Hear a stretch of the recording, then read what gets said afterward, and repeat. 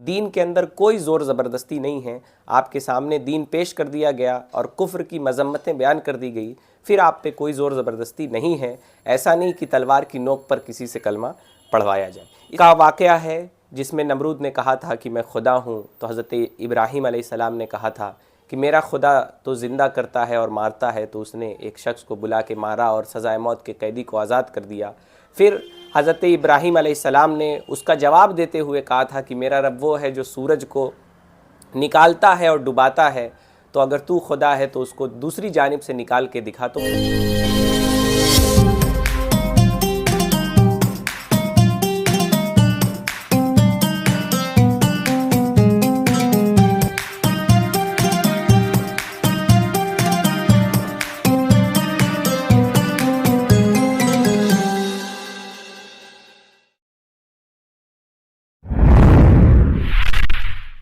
بسم اللہ الرحمن الرحیم والصلاة والسلام علی رسولہ الکریم وعلی آلہ الطیبین واصحابہ المطہرین۔ ناظرین کرام، میں محمد انس قادری خلاصہ قرآن کی تیسری قسط لے کر آپ کے سامنے حاضر ہوں، جس میں قرآن مجید کا تیسرے پارے تلک الرسل کا خلاصہ ہم آپ کے سامنے پیش کریں گے۔ اس پارے میں تقریباً 8 رکوع تک سورۃ البقرہ ہے، اس کے بعد سورہ آل عمران ہے۔ اس پارے کی شروع میں اس امر کا بیان ہے کہ اس حقیقت کے باوجود کہ اللہ تعالیٰ نے تمام نبی اور رسول کو معزز اور مکرم بنایا، وہ نبی اور رسول ہونے میں برابر ہیں، لیکن ان میں سے بعض کو بعض پر فضیلت دی، اور اللہ تعالیٰ نے ان کی امتوں کو بھی ایک دوسرے پر فضیلت دی۔ جس طرح اللہ تعالیٰ نے ایک نبی کو دوسرے نبی پر فضیلت دی، اسی طرح ان کے امتیوں پر بھی دوسری امت پر فضیلت دی۔ اور ہمارے آقا احمد مجتبیٰ نبی پاک صلی اللہ تعالیٰ علیہ وآلہ وسلم کو تمام نبی اور رسولوں میں سب سے زیادہ معزز اور مکرم بنایا، اور انہی کے صدقے اس امت محمدیہ کو بھی سب سے معزز اور مکرم بنایا گیا۔ پھر اللہ تعالیٰ نے فرمایا کہ دنیا میں ہی صدقہ و خیرات کر کے اپنی آخرت سنوار لو، ورنہ قیامت کے دن کوئی سودے بازی نہیں ہونے والی، کوئی تعلقات اور سفارش اس دن کام نہیں دیں گے۔ قرآن کریم کے آیات میں مرتبہ اور مقام کے اعتبار سے آیت الکرسی، جو سورۃ البقرہ کی 255 نمبر کی آیت ہے، یہ سورۃ البقرہ کی سب سے بڑی آیت ہے، اور اس کی عظمت بھی بڑی دوبالا ہے۔ اس سورت کی عظمت کا راز یہ ہے کہ اس میں توحید اور اللہ تعالیٰ کی شان جلالت اور وسعت قدرت کو بھرپور انداز میں بیان کیا گیا ہے۔ اس میں اللہ سبحانہ و تعالیٰ کا نام 17 مرتبہ آیا ہے، کہیں صراحتاً اور کہیں کنایتاً آیت الکرسی میں۔ اگلی آیت میں یہ اصول بیان کیا گیا ہے کہ ہدایت اور گمراہی کے واضح ہونے کے بعد دین میں داخل ہونے کے لیے دین اسلام کسی پہ جبر نہیں کرتا۔ اللہ تعالیٰ نے فرمایا لا اکراہ فی الدین، دین کے اندر کوئی زور زبردستی نہیں ہے، آپ کے سامنے دین پیش کر دیا گیا اور کفر کی مذمتیں بیان کر دی گئی، پھر آپ پہ کوئی زور زبردستی نہیں ہے۔ ایسا نہیں کہ تلوار کی نوک پر کسی سے کلمہ پڑھوایا جائے۔ اس کے بعد 3 تاریخی واقعات بیان کیے گئے جو توحید پر دلالت کرتے ہیں اور مرنے کے بعد زندہ ہونے کے عقیدے کو بالکل اجاگر کر کے رکھ دیتے ہیں۔ سب سے پہلے آیت نمبر 258 میں حضرت ابراہیم علیہ السلام اور نمرود کی بات چیت کا واقعہ ہے، جس میں نمرود نے کہا تھا کہ میں خدا ہوں، تو حضرت ابراہیم علیہ السلام نے کہا تھا کہ میرا خدا تو زندہ کرتا ہے اور مارتا ہے، تو اس نے ایک شخص کو بلا کے مارا اور سزائے موت کے قیدی کو آزاد کر دیا۔ پھر حضرت ابراہیم علیہ السلام نے اس کا جواب دیتے ہوئے کہا تھا کہ میرا رب وہ ہے جو سورج کو نکالتا ہے اور ڈباتا ہے، تو اگر تو خدا ہے تو اس کو دوسری جانب سے نکال کے دکھا، تو وہ عاجز ہو گیا، پریشان ہو گیا۔ دوسرا واقعہ آیت نمبر 259 میں حضرت عزیر علیہ السلام کا واقعہ ہے کہ جب بیت المقدس کو بخت نصر نے تخت و تاراج کر دیا، تو اس اجڑے ہوئے شہر کو دیکھ کر حضرت عزیر علیہ السلام بے اختیار پکار اٹھے کہ اللہ تعالیٰ دوبارہ اس تباہ شدہ بستی کو کیسے زندہ کرے گا، تو اللہ تعالیٰ نے ان پر اور ان کی سواری پر موت طاری کر کے 100 سال بعد ان کو زندہ کیا۔ اس کے بعد آیت نمبر 260 میں حضرت ابراہیم علیہ السلام کا وہ واقعہ ہے جس میں انہوں نے مرنے کے بعد زندہ ہونے کی کیفیت کا مشاہدہ کیا تھا۔ اس کے بعد صدقہ و خیرات کے حوالے سے آیت نمبر 261 سے آیت نمبر 266 تک 4 مثالیں بیان کی گئی ہیں۔ 2 مثالیں اخلاص کی، اور 2 مثالیں ریاکاری کی۔ اس کے بعد سودی نظام کے تباہ کن نتیجوں کو بیان کیا گیا ہے آیت نمبر 275 سے آیت نمبر 280 تک، اور اللہ تعالیٰ نے اس برے نظام سے لوگوں کو باخبر کرتے ہوئے اس سے باز رہنے کا، بچنے کا حکم لوگوں کو دیا ہے۔ اس کے بعد سود خوری سے بچنے کو ایمان کا تقاضا قرار دیا، اور سودی نظام کے جاری رکھنے کو اللہ اور اس کے رسول کے ساتھ جنگ کے مترادف قرار دیا ہے۔ یوم احتساب یعنی قیامت کی یاد دہانی کراتے ہوئے اللہ تعالیٰ نے آیت نمبر 281 میں فرمایا کہ اس دن سے ڈرو جب تم اللہ کی طرف لوٹائے جاؤ گے، اور ہر شخص کو نیک و بد اعمال کا پورا پورا حساب دینا ہوگا، کسی پر کوئی ظلم نہیں کیا جائے گا، اور ہر انسان کو اس کے کیے کا بدلہ پورا پورا مل جائے گا۔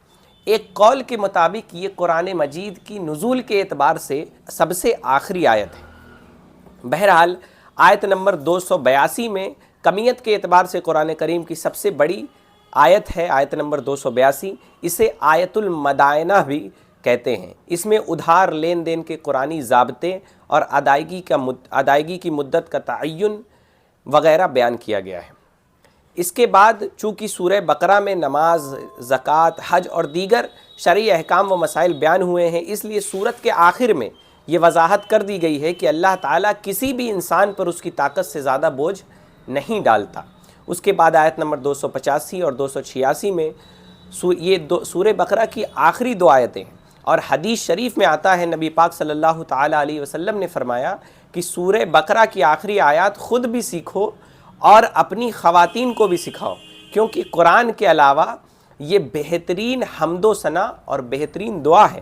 اور مزید ایک روایت میں آتا ہے کہ جس نے رات کو سوتے وقت یہ 2 آیتیں پڑھ لیں تو یہ اس کے لیے کافی ہے۔ اس کے بعد سورہ آل عمران شروع ہوتی ہے، تیسرے پارے کے 8 رکوع تو سورہ بقرہ پر مشتمل ہیں۔ اب 9ویں رکوع سے سورہ آل عمران کی ابتدا ہوتی ہے۔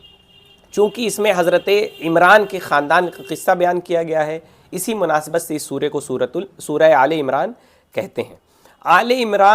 سورہ آل عمران میں اصل خطاب اللہ تعالیٰ نے نصارہ سے فرمایا ہے۔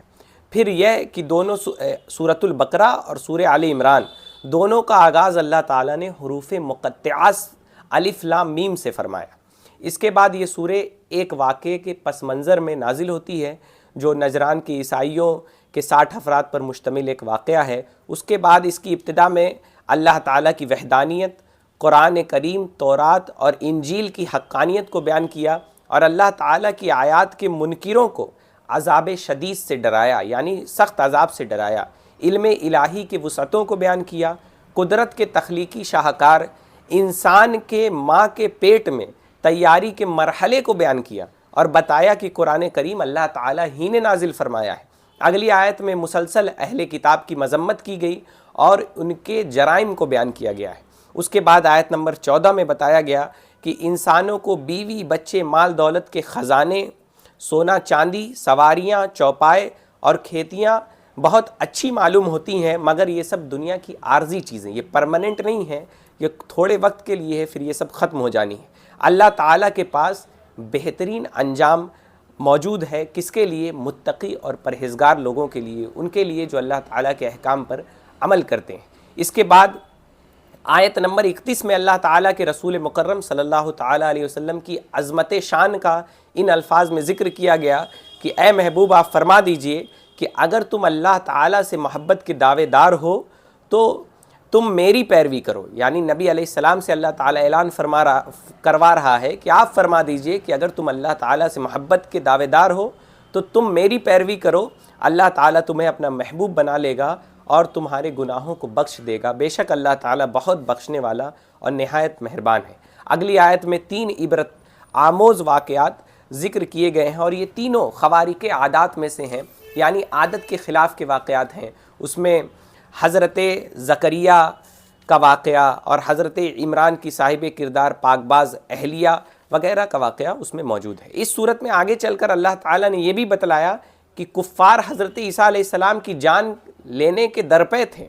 اللہ تعالیٰ نے حضرت عیسیٰ علیہ السلام کو بشارت دی کہ میں آپ کو زندہ آسمانوں کی طرف اٹھا لوں گا، اور کفار آپ کا بال بھی بیکا نہیں کر سکیں گے، اور وعدے کے مطابق اللہ تعالیٰ نے حضرت عیسیٰ علیہ السلام کو زندہ آسمانوں کی طرف اٹھا لیا۔ اس کے بعد آیت نمبر 69 سے اہل ایمان کو آگاہ کیا گیا کہ اہل کتاب خود تو گمراہ ہیں اور وہ مسلمانوں کو بھی گمراہ کرنا چاہتے ہیں۔ اس صورت میں اللہ تعالیٰ نے عالم ارواح میں یعنی روحوں کی دنیا میں رسول اللہ صلی اللہ تعالیٰ علیہ وسلم کے مقام کا بھی ذکر کیا ہے کہ عالم ارواح میں اللہ تعالیٰ نے نبیوں کی روحوں سے اس بات کا وعدہ لیا تھا کہ اگر ان کی زندگی میں رسول اللہ صلی اللہ تعالیٰ علیہ وسلم آ جائیں تو پھر ان پر ایمان لانا اور ان کی حمایت کرنا نبیوں کے گروہ پر لازم ہوگا۔ چنانچہ سب نے اس بات کا اقرار کیا تھا۔ اس پارے کی آخری آیت میں یہ بیان ہے کہ دین اسلام ایک تسلسل کا نام ہے جو حضرت آدم علیہ السلام سے ختم المرسلین صلی اللہ تعالیٰ علیہ وسلم تک چلا آ رہا ہے، اور اسی دین کی طرف ہمیں آپ کو سب کو دعوت دی جا رہی ہے۔ اس کے بعد ایمان اور کفر بتایا گیا کہ ایمان اور کفر دو متضاد چیزیں ہیں جو کبھی جمع نہیں ہو سکتی۔ پس اگر کوئی شخص اسلام کے سوا کسی اور دین کے پاس پناہ تلاش کرتا ہے تو وہ گھاٹا اٹھائے گا اور قیامت کے دن جہنم کا مستحق ہوگا۔ امید کرتے ہیں کہ ہماری یہ سیریز آپ کو پسند آ رہی ہوگی۔ مزید قرآن پاک کے احکامات اور واقعات جو اس میں بیان ہوئے ان کی تفصیلی معلومات حاصل کرنے کے لیے آپ ترجمہ کنز الایمان، تفسیر خزائن العرفان اور دیگر تفاسیر کا مطالعہ کریں تاکہ آپ قرآن مجید کے احکامات کو سمجھ سکیں، پھر اس کے مطابق اپنی زندگی میں اسے اتار سکیں۔ اللہ تعالی ہم سب کو قرآن مجید سمجھنے، اس پہ عمل کی توفیق عطا فرمائے۔ استغفر اللہ ربی من کل ذنب و اتوب الیہ۔ میں محمد انس، دستک ٹوڈے گورکھپور۔